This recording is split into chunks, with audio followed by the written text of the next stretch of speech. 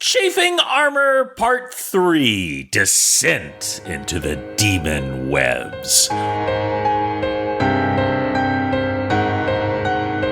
Welcome back to the Chafing Armor Podcast. I am your insidious Dungeon Master, Michael Corley, and with me tonight is Lee. Lee, tell everyone who you will be playing.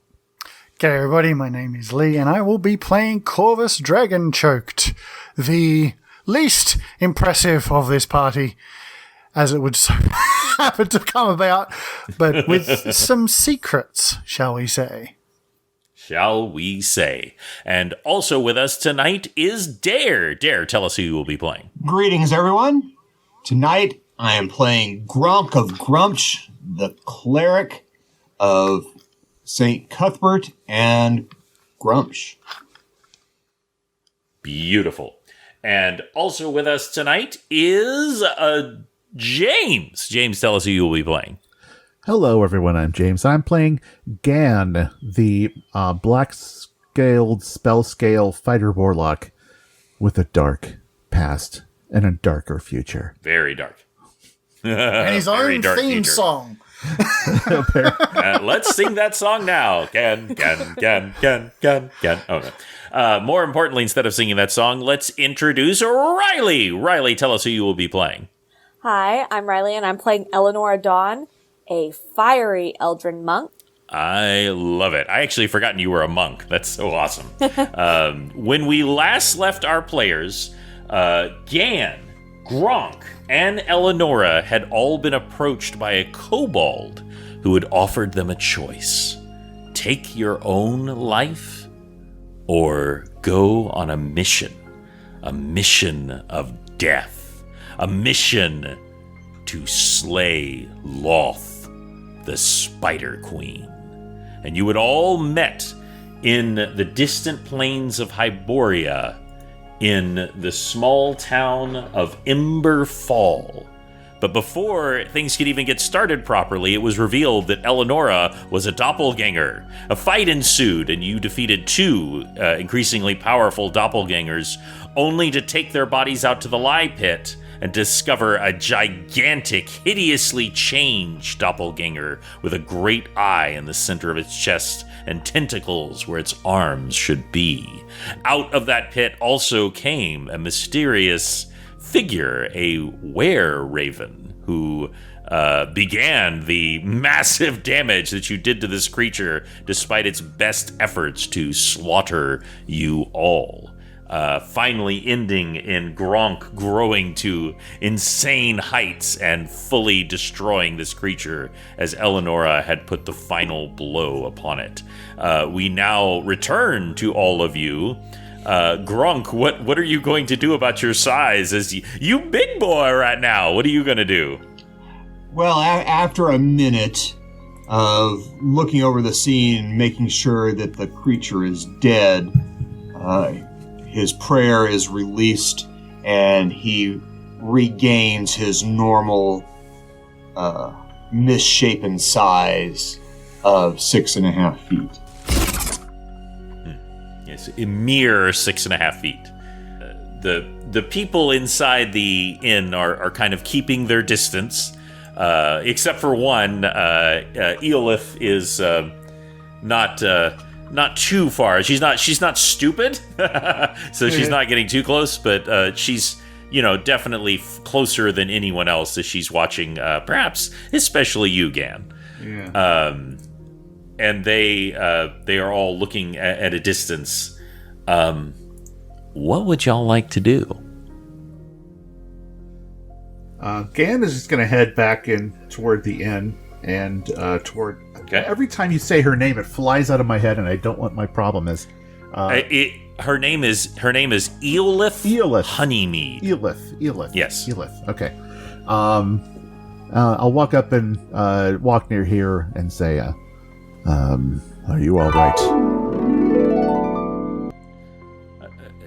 Yes. Yes, I am. But what about you? That thing was so... I don't even know what that was. Neither do I. Could you assist me in wiping this ichor from me? As he's covered in like plasma. So you don't. This is part of the essential magic of a barmaid, is that even after all of this, even after falling nearly to her death, she still has a towel on her shoulder. It just it's just magic. It's just that's how it works. It's like a light red, and it's just slightly dirty, and she immediately produces this rag. It is clean. It's just like right, stained and whatnot. And exactly, and she begins to very carefully wipe off this armor and comments on its fine quality and the fine quality of the individual underneath. Right. If she asks him if he works out, I'm out. I'm done. I'm going. She goes. So do you do leg day? No. No.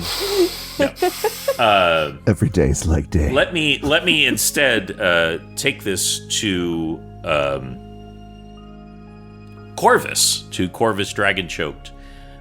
You know the individuals that the various research that you had done, your painstaking research over the last 2 years, and all of the questing and missions and death that had come about.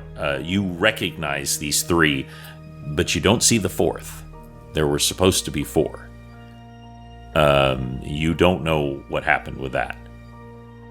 But what would you like to do, Corvus? Well, he's seen them fight, which is good. Yeah. Obviously, Yeah. they definitely know what they're doing, and they're going to need to.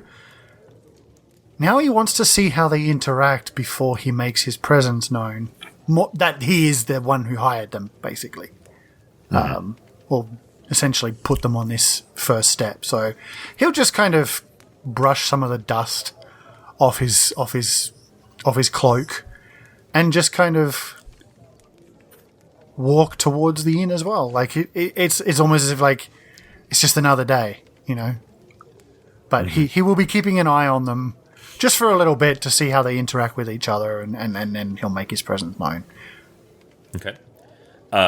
Jane, who is clearly the owner of the Horse Siren Inn, offers all of you both a round of drinks and any food that you would desire, since you they were all watching. They weren't hiding. They were hiding, but every single one was peeking out of a window. You know what I mean?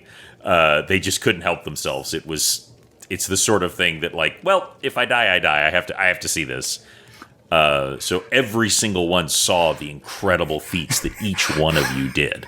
If this was D20 modern, they'd all be leaning out of their windows, holding their phones up, recording it. Even if I die, everybody needs to see this.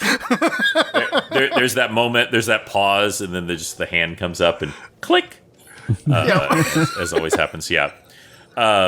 So I have a very important question for each of you. As you were all seated at a table in the corner. Well, hold on. The best table. Hold on. Before, please. Before we go inside,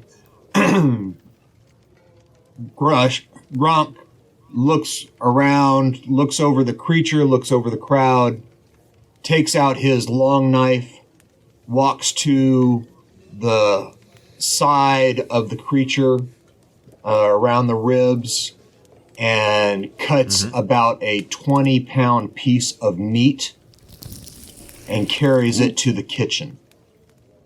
And okay, looks at the cook there and says, "Ribs now," and hands it to him.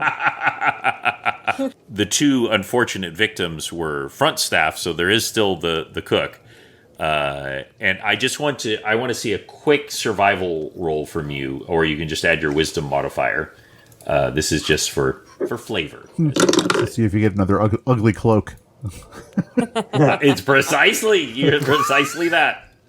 That's a Oh, I missed that cloak. 26. Oh yeah. So this is a prime cut of meat. It's also pulled off of a horribly altered doppelganger of some kind. So no one, literally, there's no one who could tell you whether or not this meat is safe to eat for certain. Yeah, but how do you think he got to look like the way he does? Clearly he's eating some shit. But there's no need to intimidate. Like, one look from you, and also, of course, like everyone else, the cook was looking outside, saw that you grew to the size of this creature, immediately goes, throws it down on the griddle and begins to cook the ribs. And I love that. I love that. Gronk, so you are all seated at the flips table. him a gold piece and goes and sits down. Okay. So I have a very important question. What are you all drinking and what are you all eating? Obviously, setting aside Gronk, whose meal has already been ordered.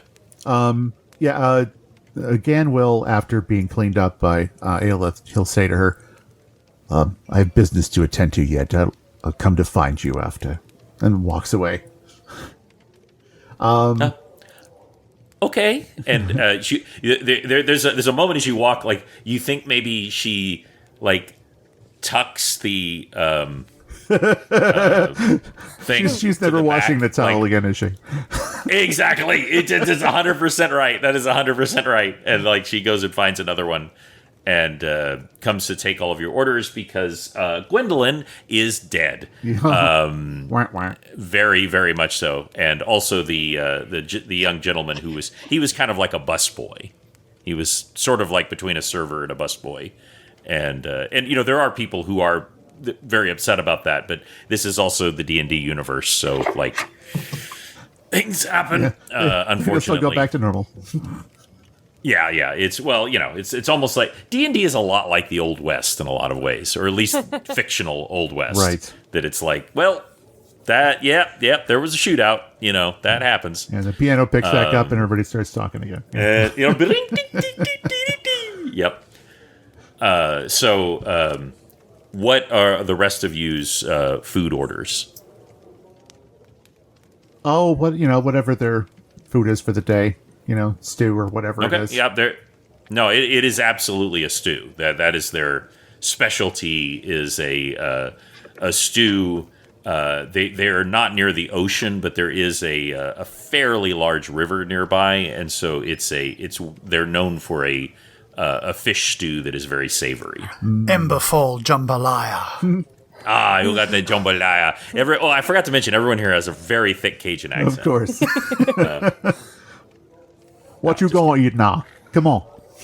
That's right. We gotta put some crawfish in there. We gonna put some doppelganger in there. Woo! It gonna taste so good.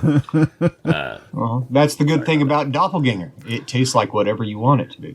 There you go. Oh my God! If only that was true. That would be amazing. It is now. It's canon. It's when you say it, it's canon, just like jazz hands. So you know, whatever was on the grill last is what they turn into. It's like the tofu of aberrations. But basically, we're eating the meal from Hook. I mean, you're not wrong. Pretty much. I can't believe the fact that this is the second time today that I've heard someone reference that meal from the movie Hook. We're good. Weird. Okay, here we go. 1, 2, 3. Oh, right. Oh, sorry. Hold on. Sorry. God. My brain froze up there. There we go.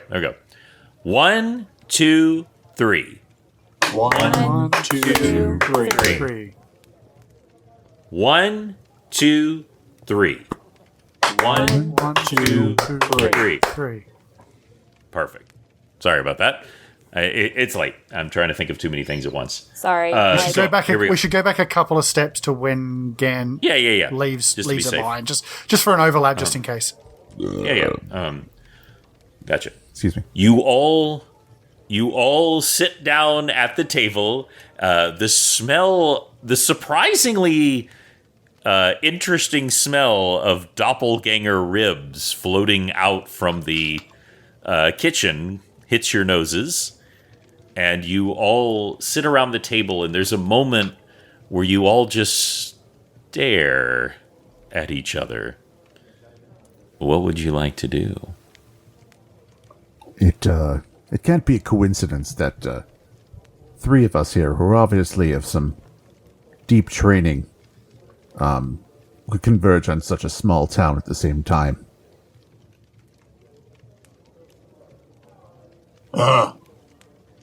Yeah. This has the mark of somebody pulling strings. I don't know about strings so much as invitations. Did you receive anything strange recently? Why did you? She said accusingly. Yes, I did. This. He puts down his box with a finger on it on the table. Gronk pulls out his and sets it on the table as well. And of course, Elenora, you don't have one, but your doppelganger did. Well, you followed your doppelganger, I should say, to clarify, to see what was going on. But you had listened in on the exchange between them and the gnoll or kobold. Somebody's pulling strings. They were waiting for us. So whoever planned this is not our friend. Or maybe somebody learned something ahead of time. Let's not jump to conclusions yet. I see that you don't have one of these, he says to the elf. Elf-like creature. Unfortunately, I have seen one. My doppelganger got to it first. I made the executive choice to follow her here. Seems fate has left us where we are. Very sensible. From across the room, another coin drops onto the table. And Corvus strolls up. Birdman, what is this to you? Do you have a box as well? I sent them. Gan immediately looks at his hands. And see if he outs all of his fingers.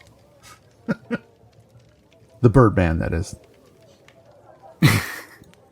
Gronk, He has all his fingers. He's totally intact. Well, That's good. physically anyway. So he's not completely insane. I just wanted to make sure. No, wait, did I say that there was a finger inside the... Hello, future Dungeon Master here. Eagle Eye listeners will note that in the original episode, I said that the little chest was about big enough to put a finger in, but not that there was actually a finger in. I didn't make that clear, and that's why there's so much confusion. You lovable scamp, past Dungeon Master. I thought you did. yeah. Oh, no, I was under the impression it was a coin. Yeah, I may have gone completely insane between now and the last recording, but which is possible.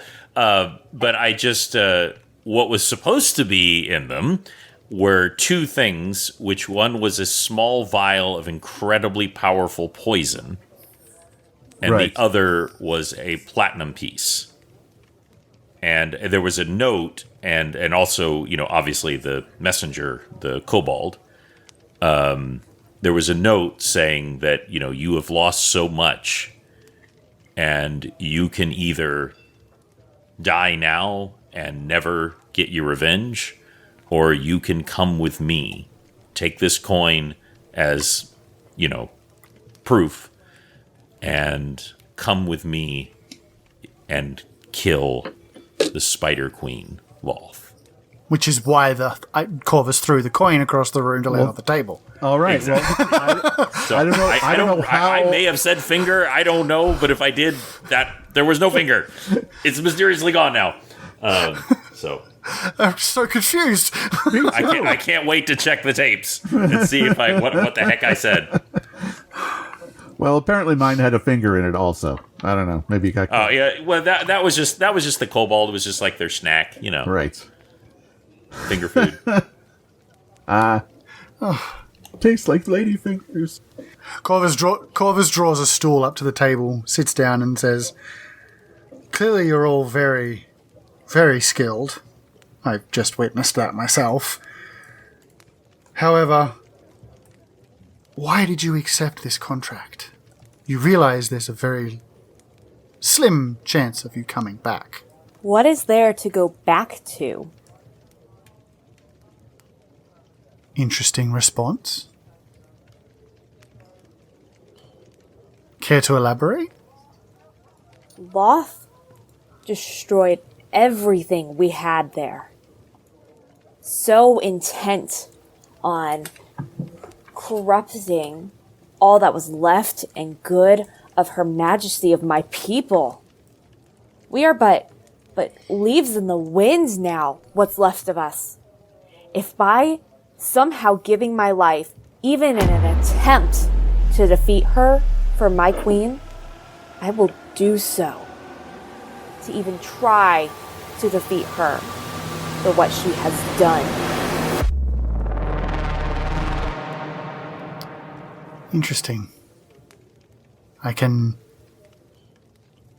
relate in some respects. You, shonen protagonist.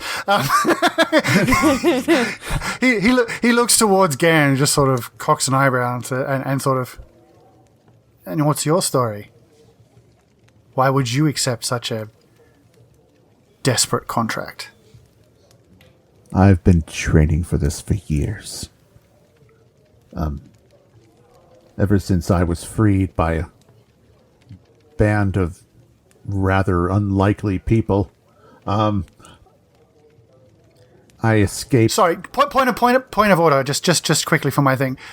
This is the previous party that Gan was rescued by them, like ages ago. Yes, but this was during Osako times, right? yes, Yes. Okay, that explains why nobody recognizes anybody. Okay, I just wanted to clarify that up. So yeah, okay, all right. Sorry, go ahead. As I was saying, ever since I was rescued, I had nowhere to go after escaping the clutches of the Underdark, where hundreds upon hundreds of my kind of people were sacrificed on the altar of Lolth by the drow. And I vowed to myself that I would take vengeance upon Lolth for all those sacrifices. So I began to train. I made myself stronger, made myself faster, learned weapons, and then I found ways to make agreements with forces that you, and perhaps even I, don't really comprehend. I've given up everything just to make this happen, and I will have my revenge even if it kills me. Again, I can also relate. Big boy. Very big boy. Corvus kind of tries to avoid making eye contact. Yeah, you don't want to look in his Just a li- eyes. They're ugly. They're really ugly. Even his eyes are ugly. Think about that. Like, how do you have ugly eyes? He manages. Well, They look Corvus like kind they're- of like... They look like they're popping out of his skull. They don't quite fit in the sockets, and they're kind of gelatinous and kind of hang out over the edges of his eyelids. Does he look like the guy from Corvus Rudy's? kind of... Corvus kind of... He avoids looking as much as possible, but only because he doesn't want his first reaction to be like, oh God, what the f- happened to you? My God, what is that? But thing? yeah, exactly. He said, whoa, what is that?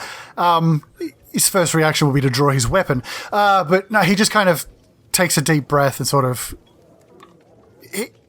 This warrior has earned the respect of being addressed directly to the face. So he takes a quick blink and sort of addresses him directly. You have such immense power. But why are you on this quest? What has Lolth done to you? My tribe was kidnapped and enslaved when I was but learning to walk. I know not my name, my parents, or my people.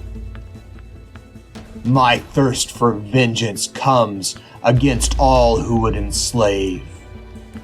And I have found that the ones who did this serve that spidery bitch.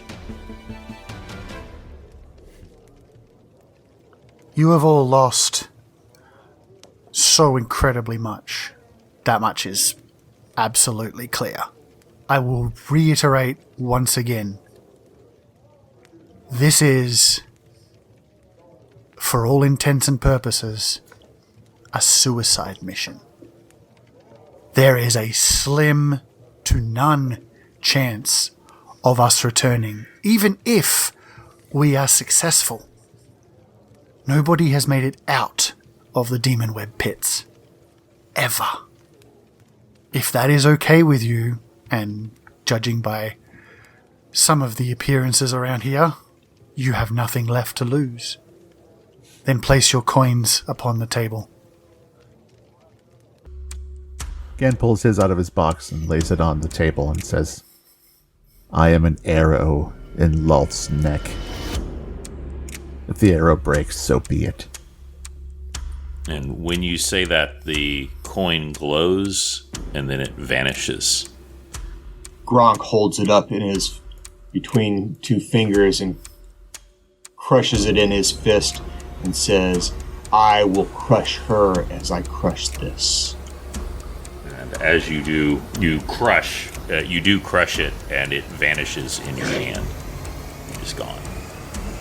Elenora holds her coin out, kisses it to her lips, and raises it up. For my queen, for my people, may the sun sear Lolth from this earth through my hand.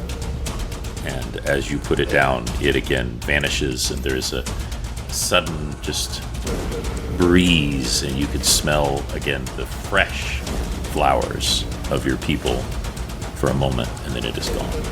Corvus raises his own coin, inspects it for a little bit. He's worked a lot on these things, you know. It's just one of the things he's been working on. He just kind of delicately places it on the table, slides it to the middle with one finger.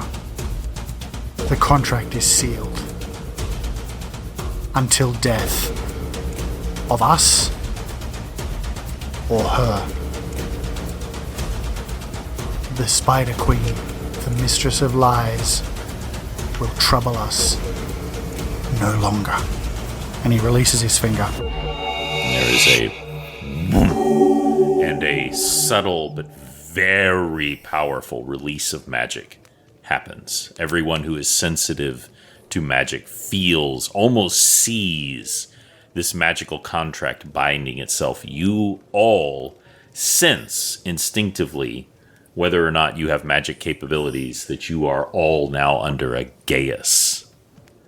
This is a modified geas, not the actual spell from D&D. You are now under the quest of a geas.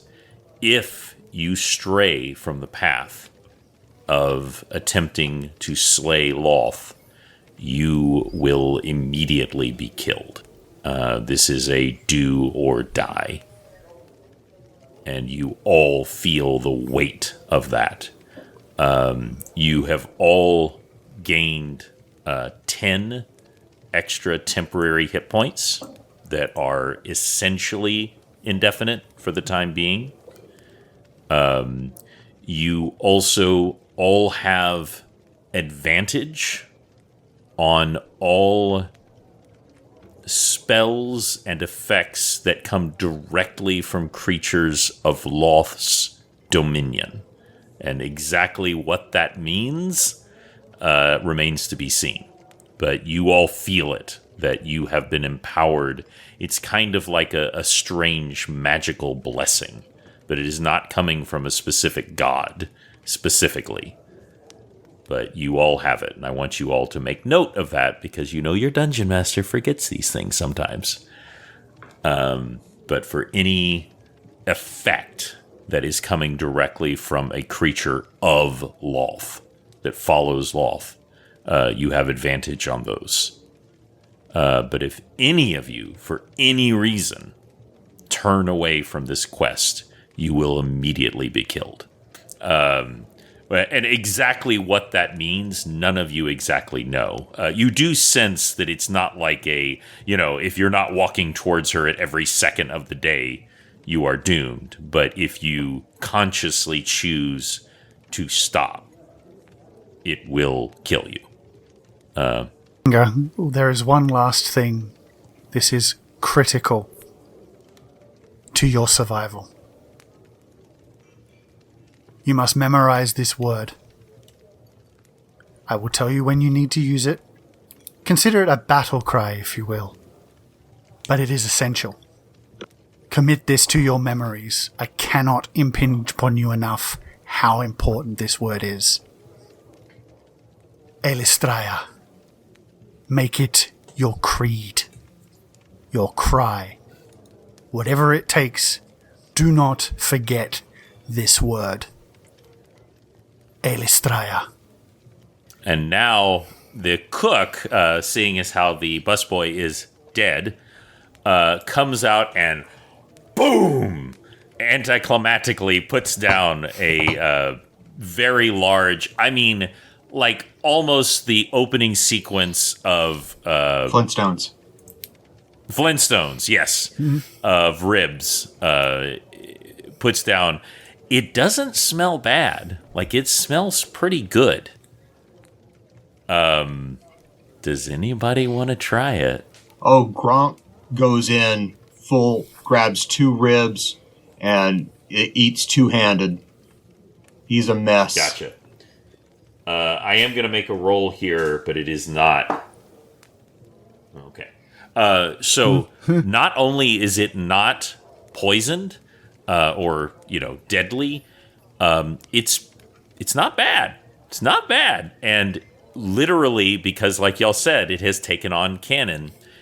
What happened is it's a lot like how everyone says like onions and mushrooms like absorb the flavor of the thing they're cooked in. Mm-hmm. Literally, the act of cooking this on that griddle that has seen countless other things, it is like it is a medley of chicken and beef and fish and just a half dozen other things are all infused into this flesh. The thing is, he rolled a 5, so he didn't do that good a job cooking it. So it's just not that blue. Great. Like, it's not cooked. It's not cooked through that well. It's just not like the best presentation, but it's pretty good. Like it's fine, and it's more importantly, it's not poisonous because God knows it could have been. But you chow down. Does anybody else want some? No. Then more for you, Gronk. It's a huge piece, and you are mighty hungry. You've noticed that growing always makes you especially hungry. Yeah. Gronk has the taste of a troll, so he doesn't even notice whether it's undercooked or not. And he looks at the cook and says, "You better go harvest you some more meat. You'll make people really happy with it." I'm not especially good at skinning, but okay. The skin's the best part. Corvus grins and goes, "Don't worry, you can't be any worse than some people I know." Call back! In a joke that goes over everybody's head. And somewhere down below in that deep network where you had been exploring Corvus and you realized that something was blocking the way. The whole point of you coming here was that there is essentially a shortcut. And by shortcut, it's like saying like, oh, well, you only have to go through the minefield as opposed through the lava and then the minefield. But there is technically a shortcut to the demon webs that begins in this underground layer, but something is blocking the way. And you hear a deep rumble come out from below. And that's where we'll end Chafing Armor, The Demon Webs, Episode 3. I forgot to say the title. The title is called, well, actually, I'm going to rename it. It's called Spare Ribs. Oh. Thank you all for playing. The advantage if I name them at the end, I can actually use the things that are from it. So that's kind of nice. That's generally like, I think it's probably the essay style of naming things, where you write the essay first and then you write the conclusion and the introduction, so it all is cohesive, and then you name it based on that. I think it's a good idea to just record it, and then whatever happens in the episode is what you title it, or how it's titled. Because I've noticed a lot of our episodes don't correspond with the things you've titled them before at all. Oh yeah, well, it's well, and there's a reason for that. It's because I intended something else to happen, and you guys went and D&D'd it. We went and played the game. I absolutely. Let me tell you, every single title will tell you some aspect of what I intended, but that doesn't mean that's what happens. So yes, and that's good on y'all. Just a reminder to everyone, you can go to patreon.com/chafingarmor. We intend to keep this podcast ad-free, and one of the ways we're going to do that is by having a Patreon where we are going to offer extra little fun things for everybody. But most importantly, it's just a really easy way for you to support us, to help pay for hosting, and just keep the show going. So we sure do appreciate that. Absolutely. And Lee, Riley, and James, thank you all for playing. Of course, Absolutely. thank you. Thank you. Dare. As soon as I said that, I was like, and I forgot someone. Yeah. And Dare, thank you also for playing. I appreciate it. Usually it's Lee. I always forget your name, Lee. I don't know why. In the new season, it'll be me. That's right. I now get to pick on you. But thank you all for playing. You'll forget Dare, but you'll have two new words that you'll consistently introduce yourself as. I'm going to be picking them out. I'm definitely going to be picking out some. Right now I'm doing nasty ones because this is a little harsher campaign. But don't anyone dare not listen to the next episode because we haven't even gotten to the dungeon yet, guys, of the dragons. So get ready for that. So thank you all for playing, and until next time, we will roll with you soon.